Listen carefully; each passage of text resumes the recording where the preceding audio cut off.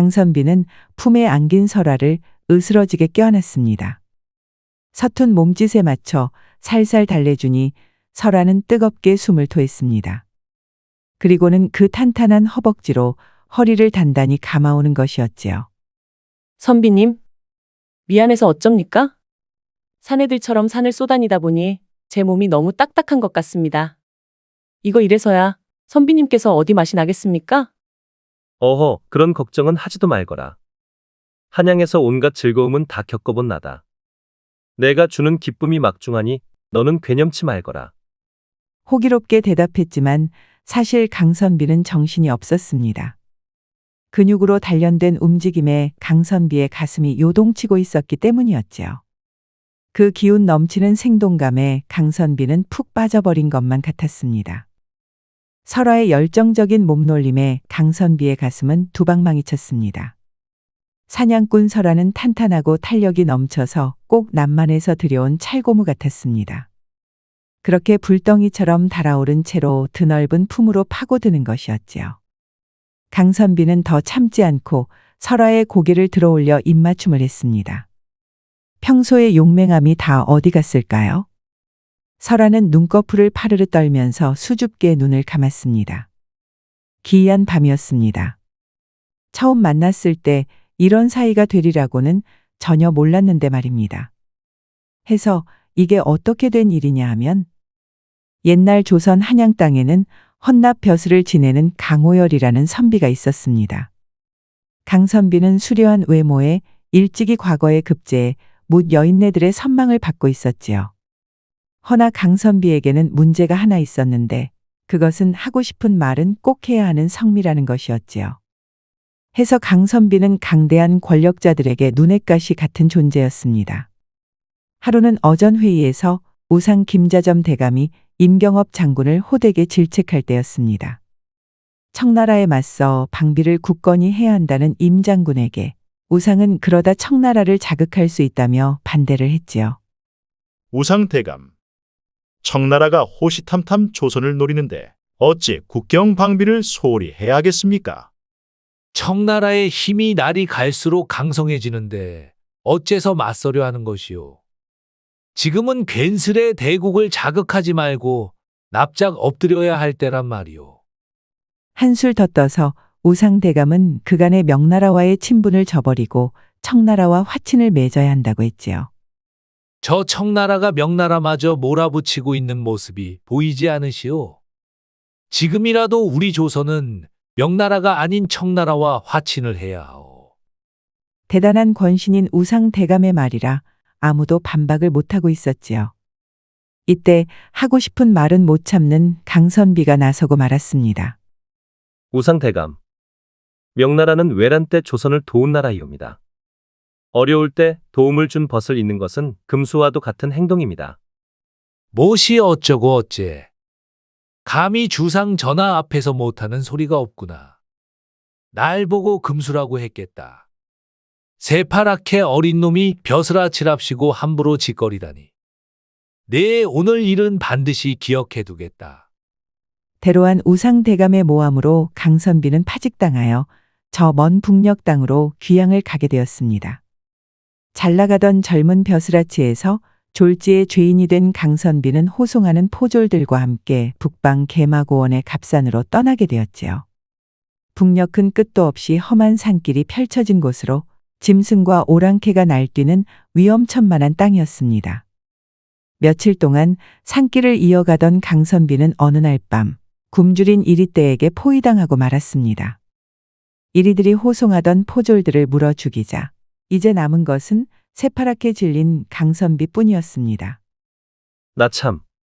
조정에서도 이리 같은 간신배에게 물어 뜯겼는데 이젠 정말로 이리떼에게 물려죽게 생겼구나. 그래, 오너라. 이리놈들아, 선비를 먹고 백년만년 이 추운 북녘 땅을 떠돌아 다니려무나. 강선비가 그렇게 외치는데 갑자기 날아온 화살에 이리들이 픽픽 쓰러지는 것이 아니겠습니까?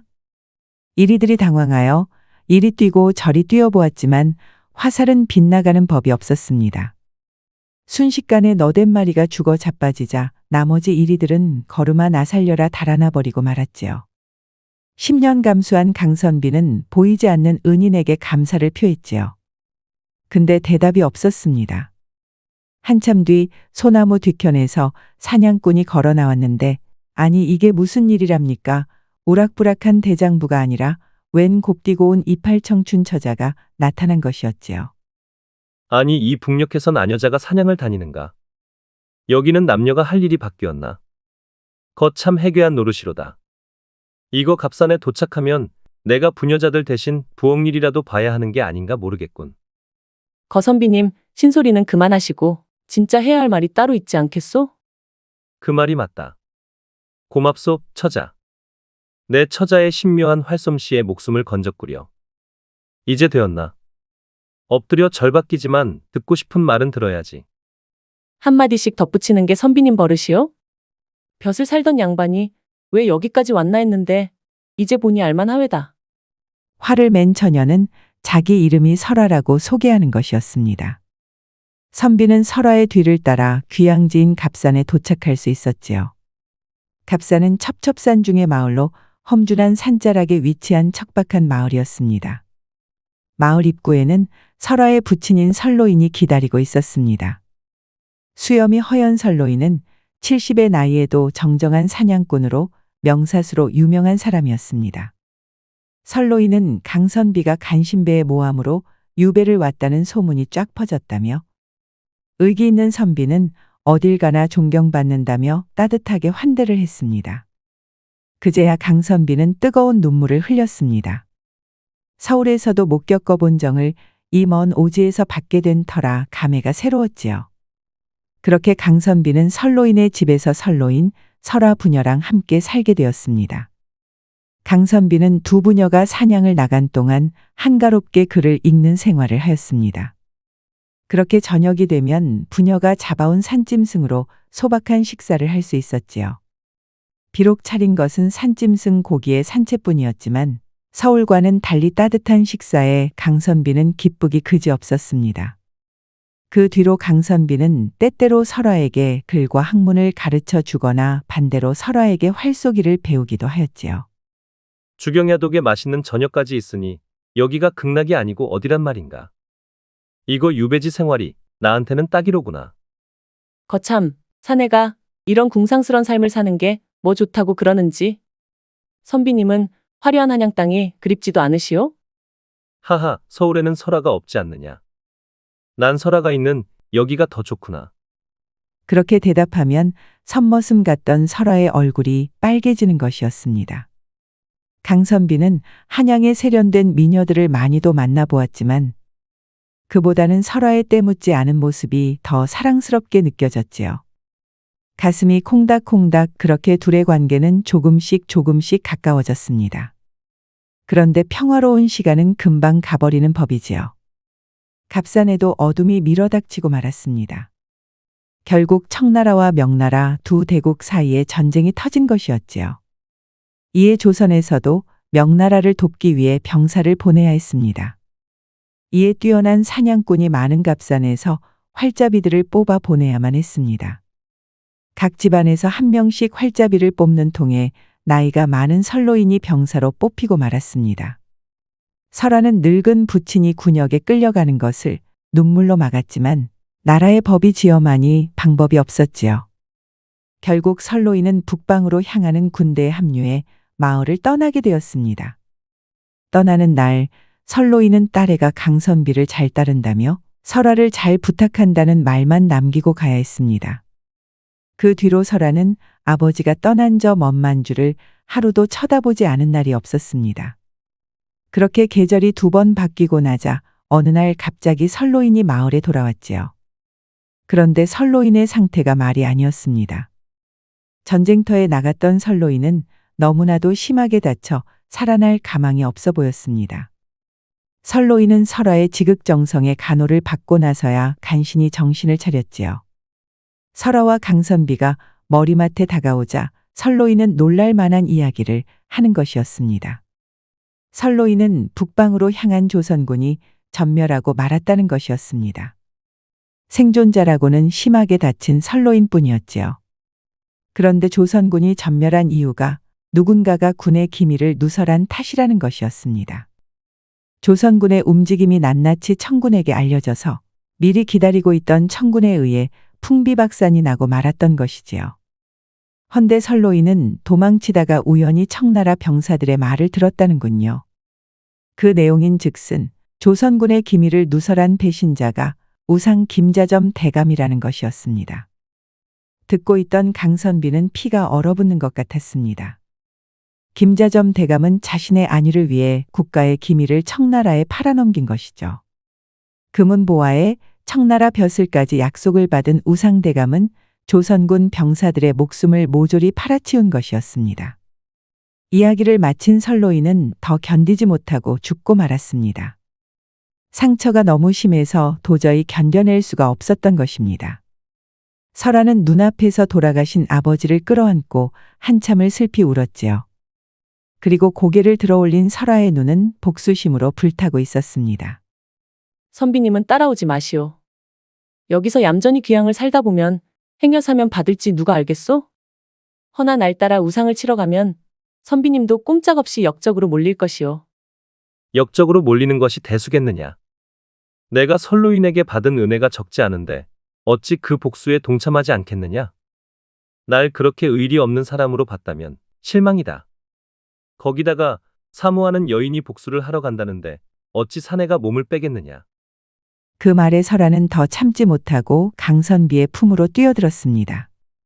강선비의 사모한다는 말에 설아는 온몸이 녹아내리는 것 같았지요. 그렇게 불타는 밤이 지나고 서로에 대한 마음을 확인한 둘은 한시도 지체하지 않고 한양으로 떠났습니다. 한양 지리를 잘 아는 강선비는 설아를 안내해 우상 대감의 저택으로 향했습니다. 바깥 경비가 삼엄했지만 몸이 날랜 설아는 소리 없이 담을 넘었습니다. 설아의 도움으로 강선비까지 저택에 숨어드니 마침내 우상 대감의 사랑방이 눈앞이었습니다. 달빛이 비추자 장지문 너머로 우상의 그림자가 나타났습니다. 설아는 조금도 망설이지 않고 아버지의 원수를 향해 화살을 날렸지요. 화살은 우상의 그림자의 정통으로 박혔습니다. 그런데 쓰러져야 할 우상이 멀쩡한 것이 아닙니까? 의아해하고 있는데 아니 이럴 수가 우상이 껄껄껄 웃으면서 나타나는 것이었습니다. 그리고 장지문이 활짝 열리는데 그곳에는 우상 대신 철갑을 입은 청나라 무사가 있는 것이었습니다. 저택 곳곳에서 청나라 무사들이 쏟아져 나왔습니다. 이미 저택에는 우상이 내통하는 청나라 무사들이 잔뜩 있었던 것이었지요. 일이 틀어짐을 눈치챈 설아와 강선비는 청나라 무사들과 싸우면서 탈출했습니다. 그러나 청나라 무사들은 집요했습니다.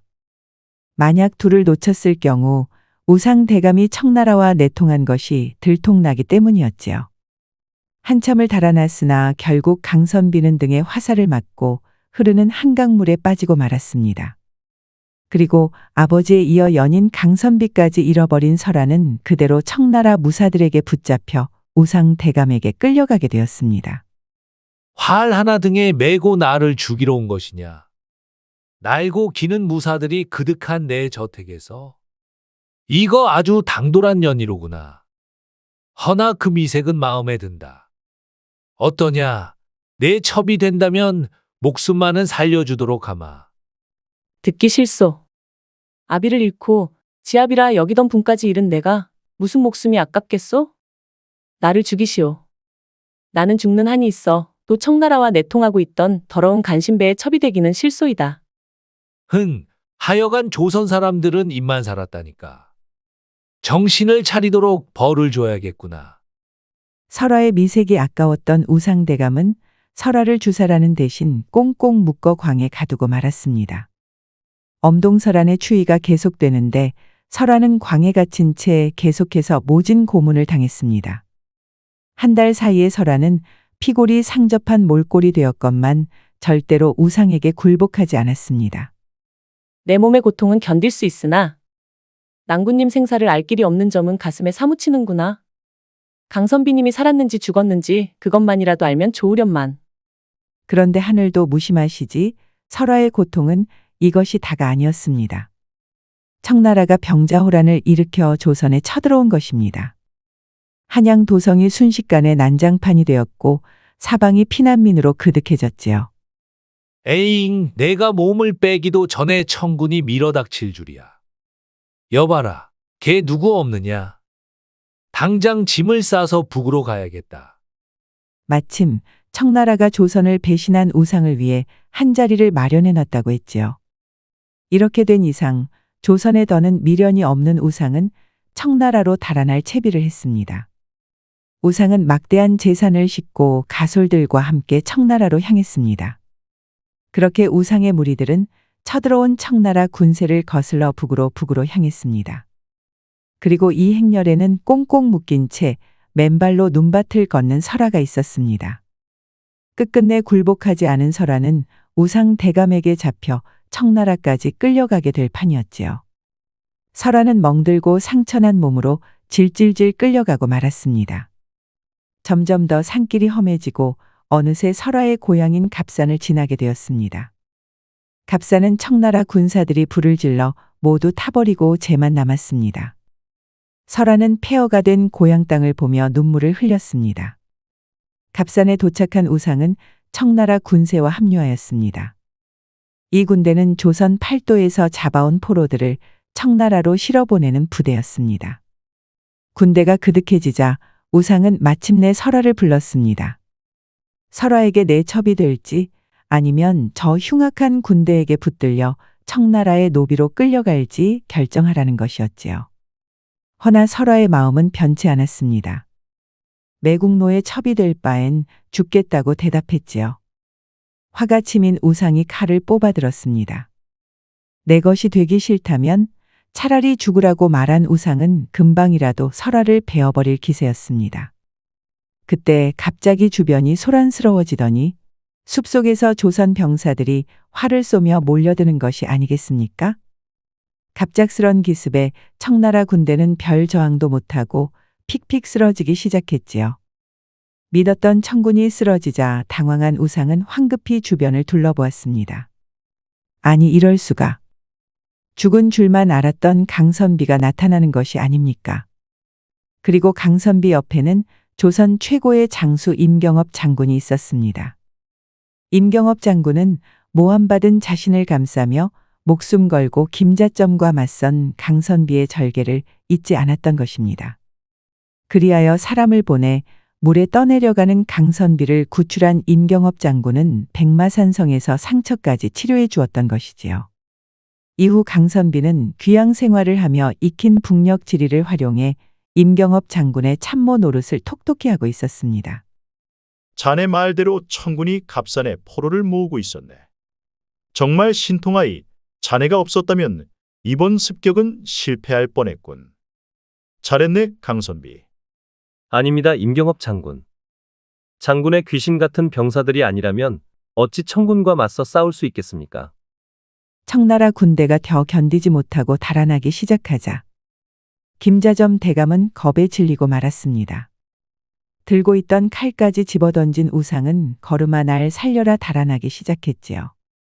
허나 강선비는 김자점 대감은 안중에도 없었습니다. 사랑하는 설화를 찾아 눈밭을 헤매었지요. 마침내 강선비는 사랑하는 설화가 눈밭에 쓰러져 있는 발견했습니다. 달려온 강선비는 설화를 묶은 밧줄을 풀어주었습니다. 꿈에도 보고 싶던 그녀를 품에 안으려는데 설화가 쏙 빠져나가는 것이었습니다. 설화는 그립던 낭군을 껴안는 대신 활과 화살부터 꺼내드는 것이었지요.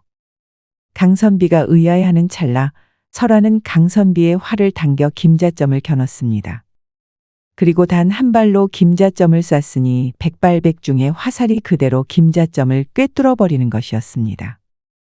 그렇게 조선 팔도를 주무르던 악적 김자점 대감은 설화의 화살을 맞고 불귀에 객이 되고 말았지요. 설화는 아버지의 원수를 갚고 나서야 강선비를 얼싸안습니다. 낭군님, 참으로 보고 싶었습니다. 낭군님은 설화가 보고 싶지 않으셨나요? 보고 싶었다마다. 아니, 근데 사실 내가 보고 싶지 않았다고 말할 수 있겠나? 그랬다간 설화의 화살이 날 꿰뚫을 텐데 말이지. 당연하지요. 그렇게 말하시면 이설아가 가만두지 않을 것입니다. 그러니까 낭군님, 절 사랑한다고 말해주세요. 어서요. 엎드려 절 바뀌지만 들을 말은 들어야겠지. 사랑한다 설아. 평생 함께 하자꾸나. 하여간 하고 싶은 말은 못 참는 강선비님. 저도 사랑합니다. 이후 설아와 강선비는 맺어지게 되었습니다. 그 뒤로 임경업 장군의 군대에 합류한 강선비와 설아는 병자호란과 정묘호란 동안 청나라 군대에 맞서 혁혁하게 공을 세웠다고 합니다. 그렇게 두 사람은 부부 장수가 되어 많은 공을 세웠지만 이윽고 두 차례의 호란이 끝나고 세상이 평화로워지자 감쪽같이 사라져 다시는 나타나지 않습니다. 허나 개마고원의 마을들에는 강호열 선비와 설아가 청군과 맞서 싸운 이야기들이 여럿 전해진다고 합니다. 강선비는 본인의 실력을 믿고 무서울 것 없이 살았습니다. 하지만 사랑하는 사람이 생긴 다음에야 신중함과 지혜를 배울 수 있었지요. 그 지혜로 복수와 사랑 모두 이뤘으니 참으로 다행인 일입니다. 우리도 일이 닥쳤을 때 무턱대고 움직이기보다는 지혜롭게 풀어나가야겠습니다. 끝까지 시청해주셔서 감사합니다. 오늘의 이야기가 재미있으셨다면 구독과 좋아요, 알림 설정까지 꾹 눌러주세요. 그럼 오늘도 행복하고 즐거운 시간 보내세요.